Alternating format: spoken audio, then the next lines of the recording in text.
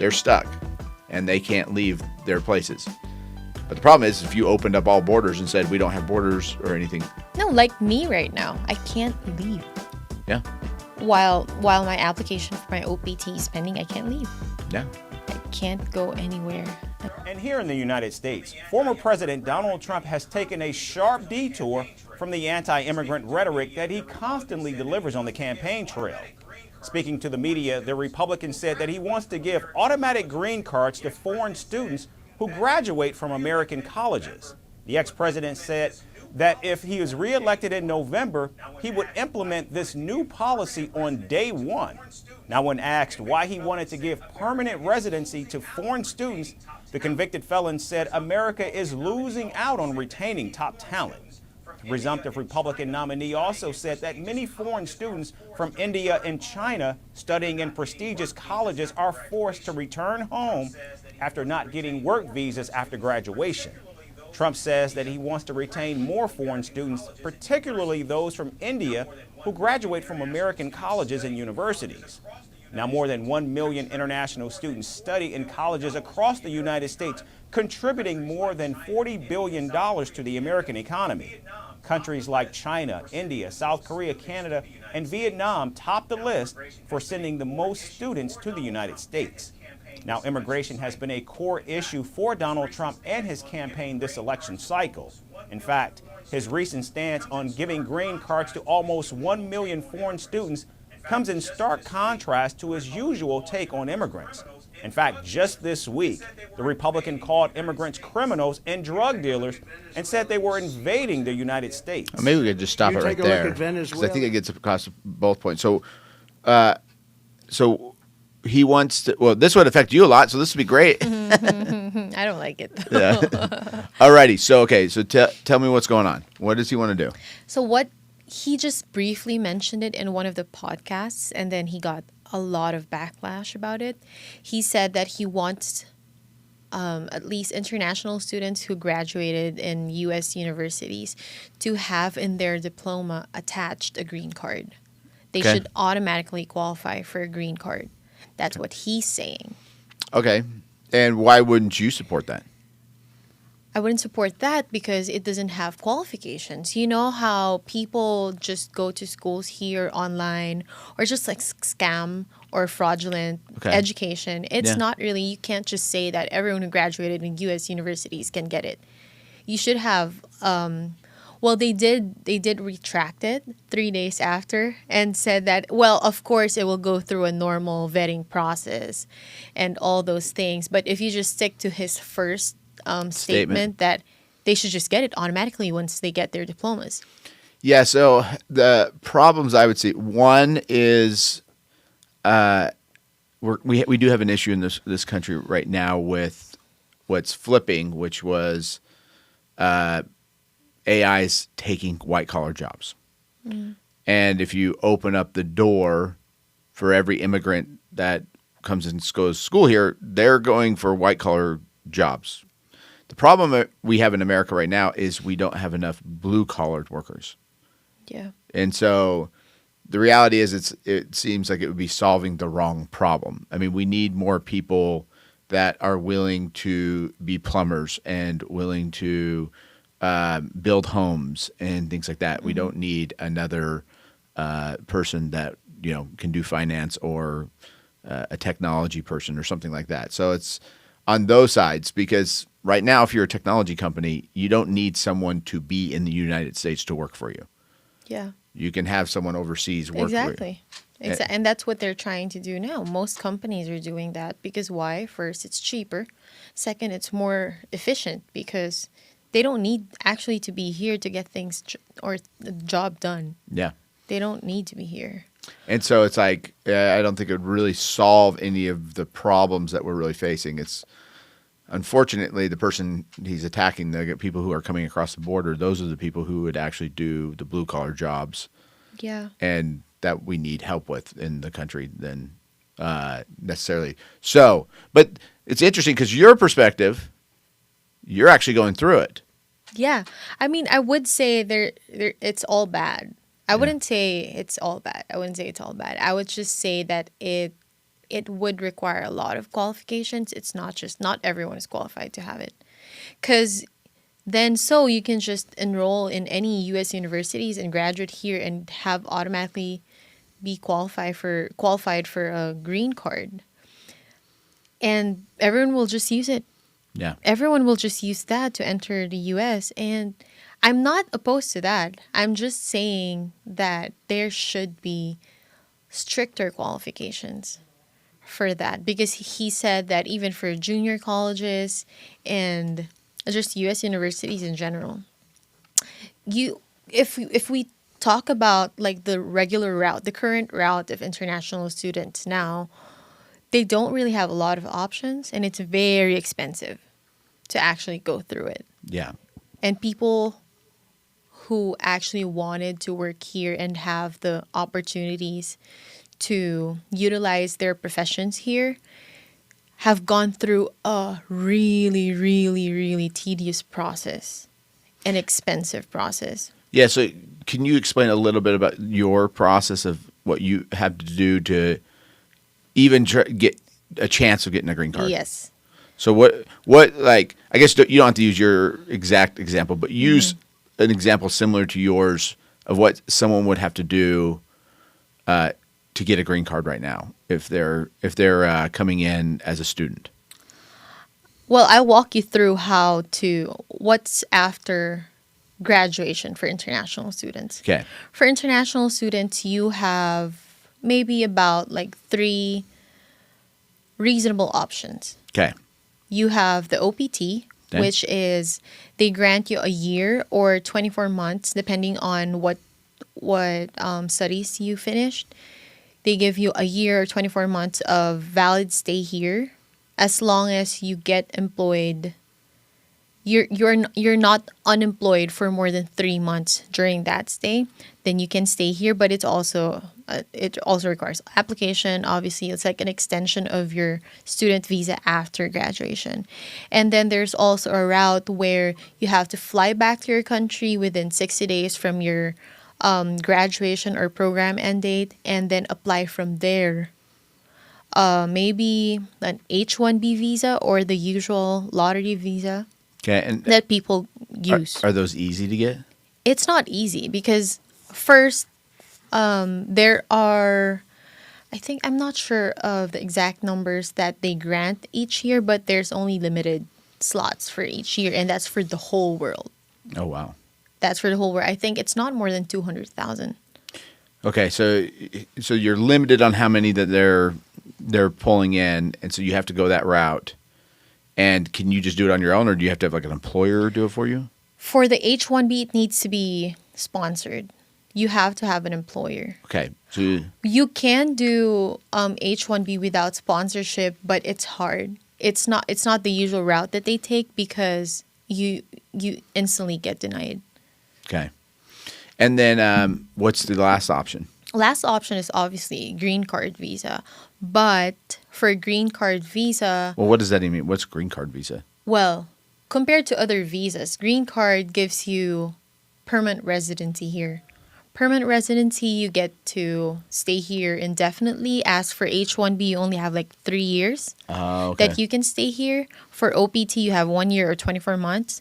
For H-1B, it can be extended for another 3 years or maybe more, but it depends on the USCIS.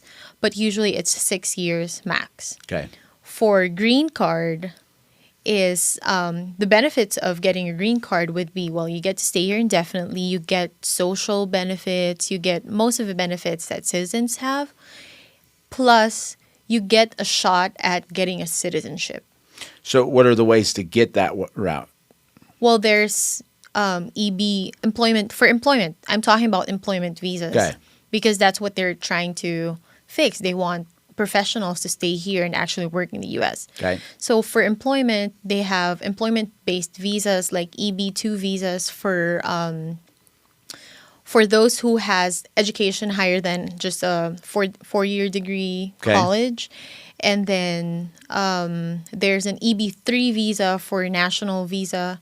I'm not sure. I'm not an expert in immigration, but I think these are the things that most General international students can go after. or So- are qualified at least. Okay, so those are the routes that you have. And is it expensive? It's very expensive. I mean, just to pay for your tuition here in the US is already expensive as is. Yeah. And to think that you have to pay for all those fees and obviously not be able to work until you get approved. Because, I mean, in all honesty, is pretty much every international student here, they're not here to go to the university. They're here just to try, they're trying to get They're in. trying to work here. Yeah. They're trying to work here usually. So it's really almost like a scam that the universities pull on. Yeah, that's why foreigners. there are a lot of online studies that they just offer for you to just get that at least 1 year that you qualify. Do you have any idea what the percentage of actually being successful? So, like, if you're an international student, you're coming in, you're trying to go through that process, like, how many people actually are able to stay here before, or versus who have to go back? Okay, this is something that I actually saw with my fellow international students. You know how bad they want to stay here? They're willing to work here, just get whatever job just so they could qualify for OPT, the 1 year visa, for free, just so they can stay here and then process their whole migration process. Which I don't know if it's a good thing or a bad thing. I mean, I don't know. I mean, they paid all that tuition to work for free Yeah. and not even get a guaranteed Yes. job. And so, like, my problem with the whole process is, like, it was my experience with dealing with the university. I feel like universities are scams that are pulled on people. Now, I mean, I'm not saying that your education isn't valid. There is, but the actual administration of what they're pulling off. So I'm not talking about like the teachers trying to teach you a subject, the education that you could get from a university. Yeah. I'm talking about the whole. I went to law school. I remember getting the packet of the average salary of the first grad, like right when you get out, and I was like, "Dang, if that's my, that's what I'll make my first year out. This will be no problem." And nowhere, I imagine it's changed since then because I know it was a big deal back in the early 2000s when I went to law school, and so there was a bunch of lawsuits that were threatened, and I imagine they've changed it. What they were saying, they were saying the top 5%, this is the salary that they make. But they had nowhere on It didn't say anything there. showing that was what they were trying to say. Like you have to be really, really successful in your profession Yeah, to be able you had to be the to- top 5 graduate, and then this is the average. And, in all honesty, it wasn't that much. If you were telling me that was the top 5%, I think they said it was $110,000 a year. Well, that was 220 what? Yeah, so 2008 is when I graduated. 2009 is when I graduated. And so, but when I applied, it was 2005. That's So, but you're saying in 2005, the top 5%, they were saying, I mean, you're going to make like $100,000 a year coming out. it's not true. Yeah, and I don't even think that was true. I think it was closer to like 70. Actually, when I graduated in 2009, so it was the worst year to graduate. There's no one that got job offers, so I'm sure it was like Less. if you actually took the average of the top 10%, I imagine, because most would be big old zeros, is like $10,000 is what it would actually be.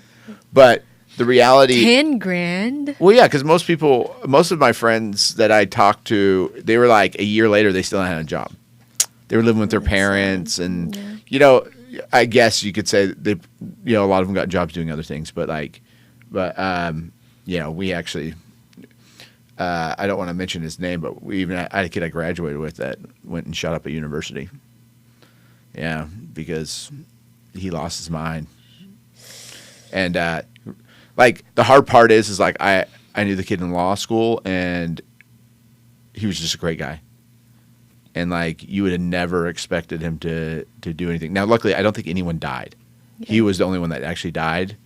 But it was I played basketball with him and everything. But I remember talking. I don't know if it was somebody that was really good friends with him. It was just like everything was just like went wrong because he graduated, couldn't get a job, and it was just like couldn't pay the student loans back. It was just a constant headache. But I thought it was very interesting because universities are allowed to do this not only to U.S. students. They tell people to take out this huge amount of debt. Yeah. And then, but you think about it, they're doing that to international students. It's frustrating. Yeah. It was a frustrating experience even for myself. Not even mostly me, because I wouldn't say I had a really rough experience in going through the process, because I am very fortunate with whatever that I had during the process, because others had it worse. Oh, yeah, Others had it worse, Taylor. They don't even know the whole process. Say for myself, I was taking the master's, but most of my colleagues back in my university they were taking it to qualify for the bar. Oh. The thing is, I wouldn't say it was. I don't know if it's their fault or if it's anybody's fault, but they didn't know what they needed. Yes. Even to qualify for the bar. They just knew they needed to take the LLM. They didn't know they had to take the MPRE. They had to do this application like months before the bar. Things like that there's no one to walk them through it. Which I think at least that's what universities should do. Yeah. If you're going to. At the minimum. Yeah. If you're going to pay, what, $50,000 a semester or something? Exactly. Then they should definitely be walking you through that process of what you're trying to actually accomplish. But I think that's the thing to understand is like you got to be very careful with universities, and if you're wanting to come to America, and you got to understand that they're a business. Mm-hmm. They're trying to make money, and it's very expensive business. Yeah, well, they're on prime real estate. They have beautiful campuses, and the universities in America, you have the side where the professors are trying to teach, trying to like educate, but it's really just on the administration side become a business of like how much money can we make off of this thing. Don't get me wrong, I love my whole year there. I learned a lot. The professors were actually like teaching students. It's just that it's just frustrating how expensive it is, and I feel like you could get more. Oh yeah, should get more. Yeah, the most frustrating is like I was going to university and I had to pay to have tickets to the games. Had to pay to get a diploma. Yeah. Taylor. You couldn't even offer that for free? I mean, the piece of paper? You already paid for how much? Your whole year of master's and... Yeah. Okay. So going back, sorry. Yeah, we got off track because there was one other change in the immigration that was done by executive orders. Tell what happened. So Biden issued this, what do you call that? Amnesty, migrant amnesty. I'm not even sure what it's called. The actual name he gave. The actual name it's called. It's migrant amnesty. So the goal of this EO is that to give amnesty. So the current process is, if you're an illegal migrant and you're here in the U.S. and you're married to an American spouse, okay, you are not eligible to get a green card or even a citizenship unless you go back to your country and process it. Okay. So that's a current process now. Now Biden, in his EO, it's not yet implemented. It's already there, but it's not, there's still no process of how to go through it. But what he wants is that for those illegal migrants, those who entered the U.S. illegally, and are here and are married to American spouses, should be eligible for amnesty, and then should be able to get, within 3 years from the implementation, I think, they should be able to get a green card or apply for a green card here in the U.S. so they don't have to fly back to their country and be separated from their families. And, well, at least I think that's their goals. Yeah, I actually kind of agree with that there should be something done because at the end of the day, I don't like the idea that the government on immigration stands. If I'm a U.S. citizen, I marry somebody. Mm-hmm. That you could then just take my spouse and throw them out of the country. Anytime. Yeah. And it's like, to me, I understand that legally, yeah, we can do that. I don't like the idea of it. I don't like the idea, though, that someone could try to come in, marry somebody, and try to get around the rules. Yeah. So I definitely think there should be a process of how you become legalized. You know, maybe you have to buy your way into whatever system that you have to because of the process that we need to. But this idea that, you know, you could have somebody who's young, they enter the country legally, they get married, and, you know, they have kids together, then gets picked up one day and all of a sudden the kids don't have a dad anymore or a mom. Yeah, and the kids are also U.S. citizens, so you're depriving them of their parent. Now, of course, we do that when people commit crimes all the time. We throw people in jail and they don't get their parent. But, you know, we also have scales of, like, types of crimes being committed. You know, it's like technically entering the country illegally, I think, is considered actual crime. It is. It's under the criminal code. However, you know, also speeding's a crime. So it's like everybody does that like all the time. So it's like weighing the balances here. But there absolutely should be a process for that type of situation. I'm not so much concerned about the person who entered illegally. I'm more concerned about the U.S. citizens that are affected because of that. Yeah, but so the thing here is it also received a lot of backlash from mostly conservative immigration groups, because what they're trying to say is that that person entered illegally. It's just so most people would just go around it and just like marry someone and just stay here for 10 years and just be eligible for green card. Yeah. I mean, there's people who can scam that system all day long. Yeah, but then at the end of the day, whatever rules, regulations you put in there, they will always find a way around it. Yeah. They will always find a way around it. It's just a matter of what is the effect of the regulation. Yeah, the hard reality is, and I've kind of had this conversation before with a lot of people. So on the one hand, allowing people to immigrate, while it can harm U.S. It usually helps people in this country, because you look at people like Elon Musk. He's an immigrant. You know, he's far outweighed what he's brought to America than what we've lost. And there are millions of other immigrants that are like him that have done amazing things.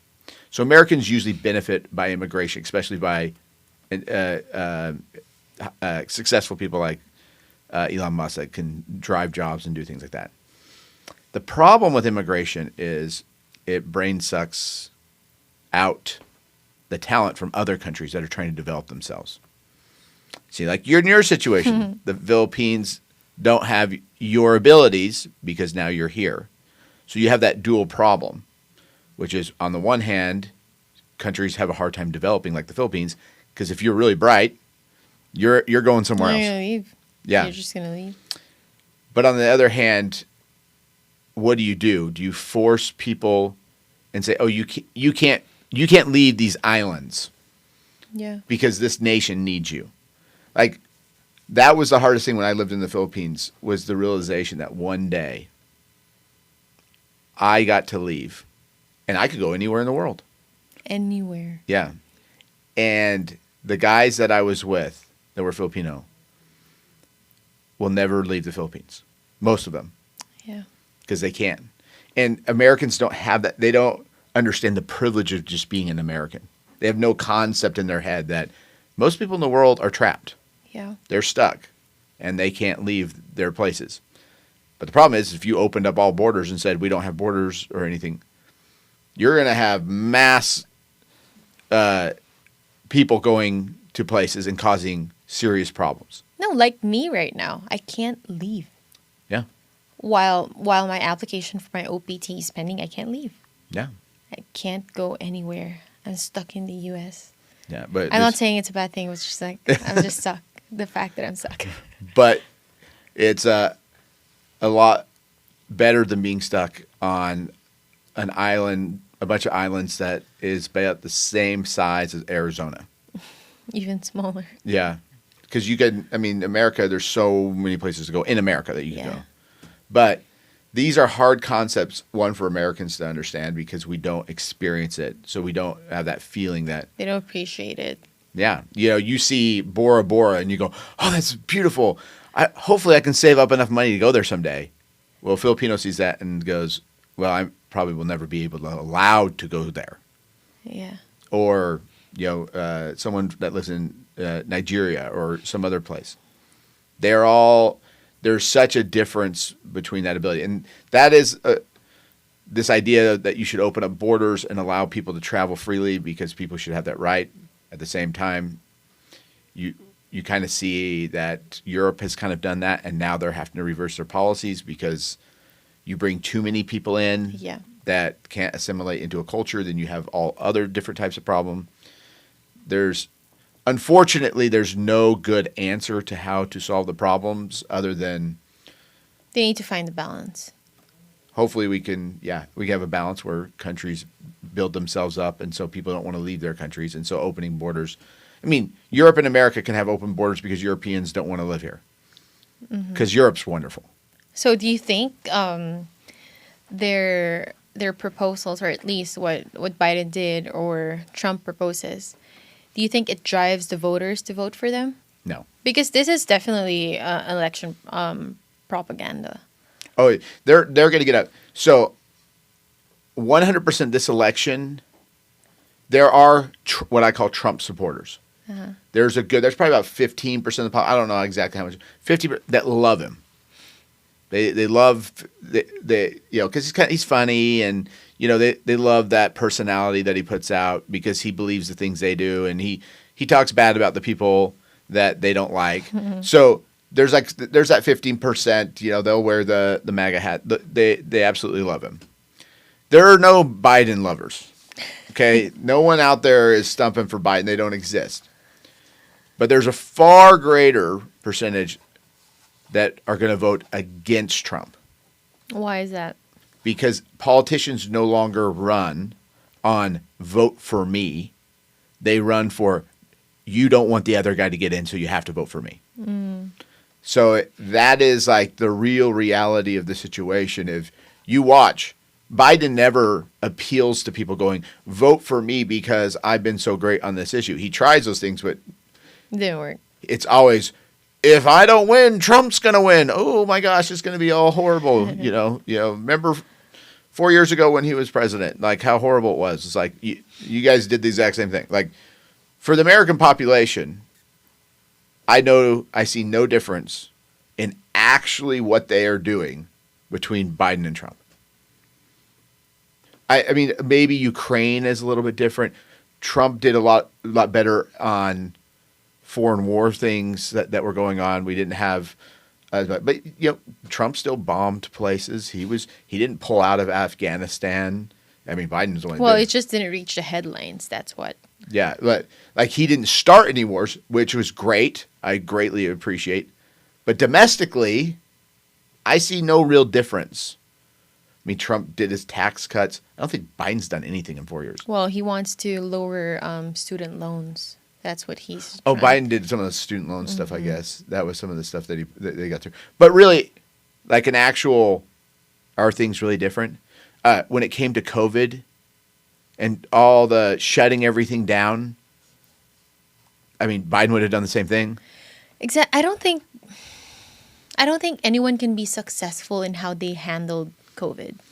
Like no nation would have been successful in how they. Yeah, there were. There were. Yeah, like Sweden. I mean, there's people who died. Like there's going to be death no matter what. I mean, considering the population Yeah. and the people that they need to actually assist. Well, yeah, like India did pretty well. Sweden, most of the people there are rich. Yeah, that's true. Well, India's not, but India did pretty well. I mean, they had a lot of people pass away. I mean, they just thought of it as but they didn't shut down their economy. they didn't, because if they did, and then nothing would I don't Yeah. know what's going to happen to India. But as far as I could tell, the death rate between America and India was pretty much identical. Really? Yeah, at least I haven't seen any compelling argument that it was a lot more. I mean, people that want to believe that shutting down was a good idea, they'll try to find whatever data there is. But I remember the whole time India saying America's CDC is crazy. None of this you can use ivermectin. This is totally legitimate. Like they just threw America right under the bus and said, we don't care anything you say. We're just going to do our own thing, and it all worked out just fine. So if you notice, all that Biden and Trump do is they're trying to appeal to people not to vote for. You need to pick me, or the other guy's gonna get it. And the boogeyman's gonna come out. Horrible things are gonna happen. Well, guess what? They both ran up the deficit. They both don't take any responsibility to rein anything under control. They're the same person and actual policy when things come out. Even though I guarantee Trumpers are listening to this and they're fuming inside. Oh, no, he was so... No, he's not. At the end of the day, the people around them are the same people. Yeah. That are actually doing everything for them. It's not them. Yeah. They're just the face of it. Exactly. It's not really them. And it's like, the only way you're going to see a difference, if you really want to change America, you got to vote outside the Democrat and Republican Party. Because both of those parties are bought and paid for. Yeah. And everybody that has a position is some lobbyist or some firm has got in there. And so while Trump personally, I believe is very different personality-wise and belief-wise than Biden, when he signed these papers are put in front of him, it's the same guys who are writing them behind the scenes. Yeah. And so I'm sorry if you don't like that, but if you want change, you got to vote outside the Democrat and Republican Party. They also have, apparently, I mean, most people would have this mentality where if you vote outside of those two, then you're just going to be wasting your vote because they're not going to win. Yeah, well, it's a waste of vote no matter what. Here it is. This is my whole thing. You had 4 years of Trump. You're going to get, if he wins, you're going to get the exact same thing, which is if you think things are bad right now, he caused that. He did nothing to fix the deficit. He did nothing to rein in the outrageous spending, nothing to rein in the military-industrial complex. You're going to get the same Trump for 4 years. You're going to get the same Biden for 4 years. Nothing will be different. Mm-hmm. They are the same thing. So it's like you are throwing away your vote if you vote for either one of them. So it's just a matter of who can you tolerate for another 4 years if they vote for them. No, I don't think. Don't even waste your time showing up at the booth. Just don't vote. Yeah, I mean, you do have, in my opinion, we have an option, RFK. Mm-hmm. I think he's a legitimate option. He actually says he'll do things completely different than what's being done before, which is actually deal with the problem, which are the bureaucracies, the actual organizations that are making money off of the U.S. government. He actually talks about that and does things. I think you have a vote there, but if you're not going to vote for him, just don't even waste your time. Stay home because it will. I promise you, it does not matter either one you vote for. You're going to get the exact same. Yeah. Well, Dallin, you're going to vote now, right? Yeah. Oh, are you excited for your first voting Opportunity? Opportunity? Yeah. Oh. Yeah. Wait. I shouldn't say that. It will be way more entertaining if Trump wins. Like 1,000%. Like, so if you're just going to go off of, hey, I understand nothing's going to happen, but I at least want to be entertained. Well, at least it's a 4 year of comedy show. Exactly. You're going to have 4 years of comedy, so that would be your biggest plug. I guess if you want to vote for Biden, I guess your most positive thing will be probably the country tearing apart won't happen because Biden doesn't scare people. He doesn't divide people. Yeah, he's like, oh, he's an idiot, he's stupid, but everybody goes, oh, the old man, who cares? No, but people who don't like Trump, they lose their mind if he got elected. I mean, we'd have if Trump wins, there's going to be, because there's this Trump deranged syndrome that really does exist. Really? Yeah, it's people go. It was so bad. This one time, I was in New York in 2017, I think. that was when Trump won. Yeah. I think, and I was in front of the Trump Tower. Yeah. And there's this one lady. I just literally just stopped there. I wasn't even looking at the Trump Tower Yeah. or whatever. And it was like, "You're a Trump supporter?" And I was like, it's like, feel ashamed of yourself. I'm like, whoa there. I'm not even like, those are like Trump haters. Like Yeah. Trump haters. I don't care about American politics at all. I mean, I'm not affected. I don't get to vote. Yeah. I don't have a voice, Yeah. really. To be honest, I'm just like talking about this because it's very interesting. Yeah. And it affects like internationally, but really whoever wins, it doesn't affect me. Yeah. Guess what? And it won't really affect you because they'll do the exact same things. Because behind the scenes, people, it's the same people writing the laws. You're only dumb enough to think that the guy that's going to sign it is going to make a different decision. Now, I should say, there will be little differences here and there. Like Trump, if a paper got in front of him that was proposing big tax hikes, he probably wouldn't sign it. Who would think about it now? Yeah. And Biden, he wouldn't even think about it because there would be no thought process of happening. So that kind of stuff's going on. But, I mean, that's it really when at the end of the day, you just look at what people do. Don't look at what they say. Look at what they did. And you had 4 years of both. Yeah. And it's a disaster after both of them. The worst 2 presidents in a row. Remember, it's the election period. They're going to say whatever you want to hear. Yeah. There's nothing to fear because it will be the same thing with either one of them. Yeah. Because at the end of the day, they don't really run the country. They're the pawn that's put in front of you to think that you have a choice to make change in this world. You don't. You're not making any change by voting for either one of them. The real change is in the bureaucracies that would happen if we could get someone to get in there and actually go in there and deal with them. Well, there's a presidential debate today, so Yeah. that would be interesting. Oh, yeah, that's going to be fun. It's going to be an interesting thing. But, yeah, we'll see.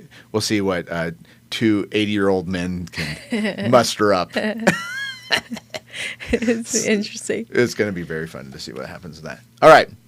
I think we probably have to wrap this thing up. But Yeah. I think you're just fine not worrying about who wins this election. It's the greatest thing when you just don't care. Yeah, at the end of the day, it's just whoever wins, wins. There's really nothing you can do about it. I guess it's just how you exercise your voting right that is really going to affect you. That's Exactly. it. A small change. Yep. Small changes that people can do collectively. Yeah, just do your part where you can. And, Yeah. you know, throw away your vote. Go vote for some just random person. Get rid of this 2-party system because it doesn't work anymore. It doesn't.